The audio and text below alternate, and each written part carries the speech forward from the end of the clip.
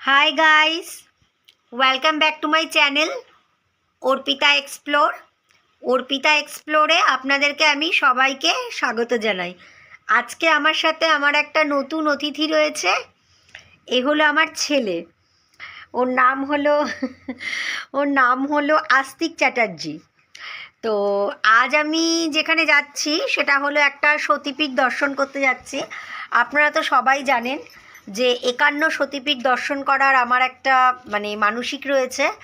তো আজকে আমি যেটা যাচ্ছি সেটা হলো মুর্শিদাবাদে কিরিটি সুন্দরী, যেখানে মায়ের মুকুট সহ কপাল পড়েছিল।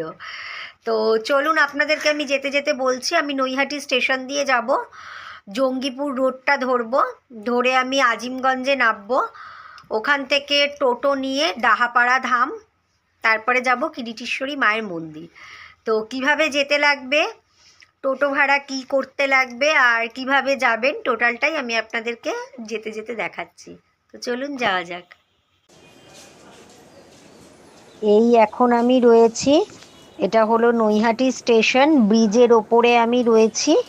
এবার ট্রেনের অ্যানাউন্সমেন্ট হবে। Jangipur road, Sealdah Jangipur road express, ভাড়া নিয়েছে নৈহাটি থেকে 75 টাকা। আমি এখন যাব, নামবো আজিমগঞ্জ স্টেশনে।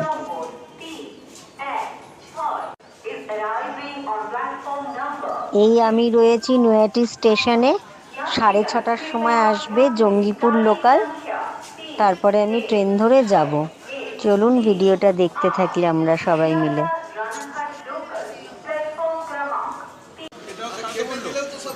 এই হলো আজিমগঞ্জ জংশন, এইমাত্র আমি নামলাম। আর এখন ঘড়িতে টাইম হলো 10:30। বৃষ্টি চলে এসছে, ওই দেখুন লেখা আছে আজিমগঞ্জ জংশন। এবার এই 1 নম্বর প্ল্যাটফর্ম থেকে আমি বাইরে বেরোবো, বাইরে বেরিয়ে টোটো ধরবো, যাব ডাহাপাড়া ধামে। এই যে আমি এখন টোটোতে উঠলাম, যাচ্ছি ডাহাপাড়া ধাম। আমি অ্যাকচুয়ালি টোটোটাকে রিজার্ভ করেছি, আমি যাতায়াত করব দুটো মিলিয়ে 100 টাকা। এমনি আপনারা যদি আজিমগঞ্জ স্টেশন থেকে যদি যান, ডাহাপাড়া ধাম নেবে 20 টাকা, আবার ওখান থেকে মন্দির নেবে 20 টাকা, টোটাল 40 টাকা। কিন্তু আমি যেহেতু টোটোটা পুরো রিজার্ভ করেছি, তার জন্য যাতায়াত মিলিয়ে নেবে 100 টাকা। বাবা যা খারাপ রাস্তা, ও কি বলবো, ভীষণ খারাপ রাস্তা। তো চলুন মন্দিরে যাওয়া যাক।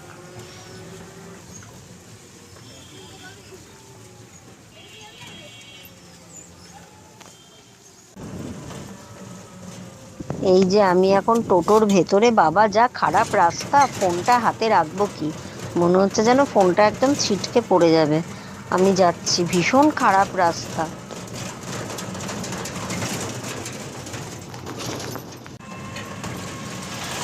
এই যে আমি এখন টোটো করে যাচ্ছি, আর দেখুন ওই যে ওপরটা দেখতে পাচ্ছেন, ওপরটা হলো রেল লাইন, আর নিচ দিয়ে টোটোটা যাচ্ছে।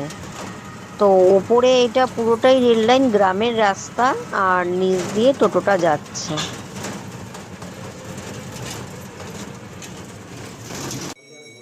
আচ্ছা, এবার আপনারা যেটা দেখতে পাচ্ছেন, এই দেখুন কিরিটি সুন্দরী মায়ের মন্দির। মা কি সুন্দর এখানে সিংহাসনে বসে আছে। এই মন্দিরে মায়ের মুকুট পড়েছিল। 51 সতীপীঠের অন্যতম সতীপীঠ এই কিরিটি সুন্দরী। ঠাকুরমশাই, এই যে বললেন আর আপনি এই যে মুকুট বিছানাটা যেটা যেটা পড়েছিল দেখছেন, সেটা একটু। এটা হলো মায়ের শয়ন কক্ষ।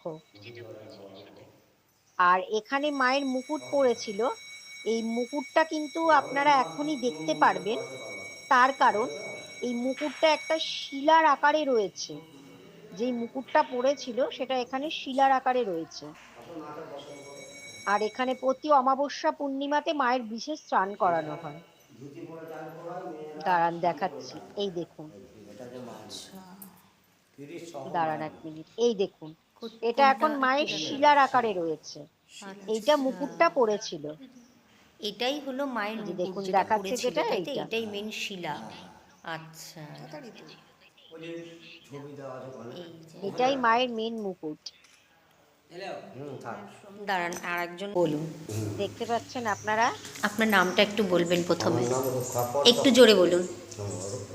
নাম হচ্ছে রক্ষাকর চক্রবর্তী। আচ্ছা, এটা এখানে মায়ের কিরিট প্রচুর, মুকুট সহ কপাল।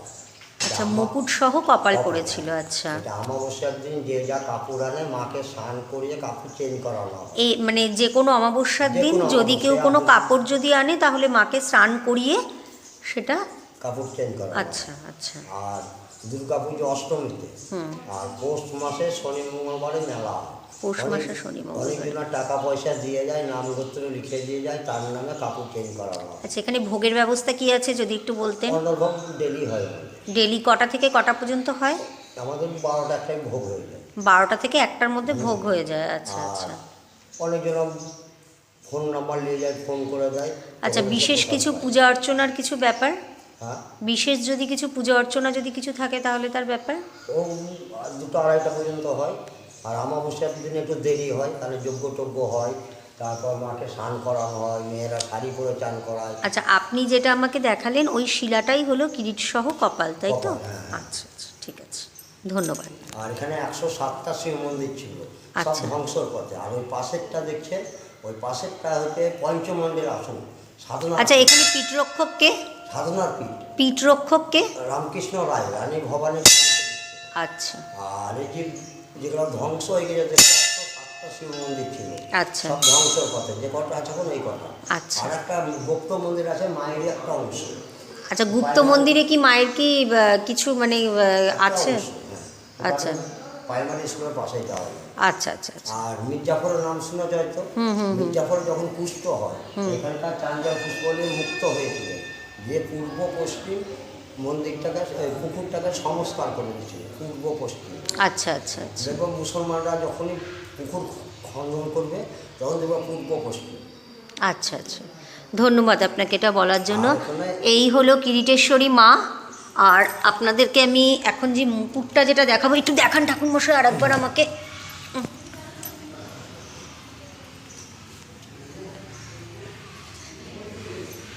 এই যেটা। এই যে যেই শিলাটা যেটা দেখতে যেটা পাচ্ছেন, এইটাই হলো আসল শিলা যেটা মায়ের কপাল সমেত মুকুট পড়েছিল।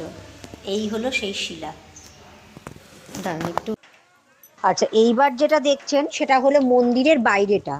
ঠিক আছে, আমি এখান থেকে টোটো নেব, টোটো ভাড়া নেবে 20 টাকা। আমি যাব ডাহাপাড়া ধামে। ডাহাপাড়া ধামটাও কিন্তু ভীষণ ভালো দেখতে। এই কিরিটেশ্বরী মন্দির থেকে 20 টাকা নেবে ডাহাপাড়া ধামে। আর বাইরেটা দেখুন কত বড় এলাকা নিয়ে মন্দিরটা। আর এখানে কিন্তু সমস্ত ধরনের মানে আপনারা যদি আসেন তাহলে ফল মূল এবং ফুলের মালা ঠালা দিয়ে সব কিছু করে কিন্তু আপনারা কিন্তু এখানে পুজো দিতে পারবেন, সেই ব্যবস্থা কিন্তু আছে। আর আমি এখন যাব ডাহাপাড়া ধামে টোটো করে। বাইরেটা দেখতে পাচ্ছেন কতটা বড়। তো চলুন যাওয়া যাক।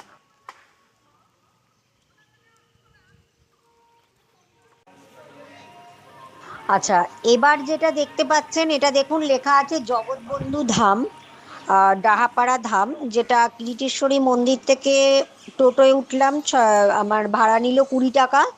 এই ডাহাপাড়া ধামে আসলাম। আর এই ধামটার ভেতরে ঢুকে দেখুন বাঁদিকে দেখতে পাচ্ছেন গোলাপের বাগান। ধামটা কিন্তু ভীষণই সুন্দর। তো সর্বশেষে একটা কথা বলবো বন্ধুরা, অনেক কষ্ট করে আমি ভিডিও বানাই। যদি আমার ভিডিওর কন্টেন্টগুলো আপনাদের ভালো লেগে থাকে তাহলে অবশ্যই আমার ভিডিওটা কিন্তু লাইক করবেন, শেয়ার করবেন এবং সাবস্ক্রাইব করতে কিন্তু ভুলবেন না। কারণ আপনাদের একটা লাইক, একটা শেয়ার, একটা সাবস্ক্রাইব কিন্তু আমাকে নিত্য নতুন ভিডিও বানানোর জন্য কিন্তু মোটিভেট করে। তো দেখুন আমি দেখাচ্ছি। আর একটা কথাই, ডাহাপাড়া ধামে কিন্তু প্রতিদিন কিন্তু সকাল 10টা থেকে দুপুর 1টা পর্যন্ত কিন্তু ভোগ খাওয়ানো হয়। এখানে কিন্তু কুপন কেটে কিন্তু ভোগের ব্যবস্থাও কিন্তু আছে। আমি যদিও ভোগ খাইনি কারণ আমার ট্রেনের টাইম হয়ে যাচ্ছিল তাই। তো দেখুন কত সুন্দর পরিবেশটা, ভীষণই ভালো লাগছে।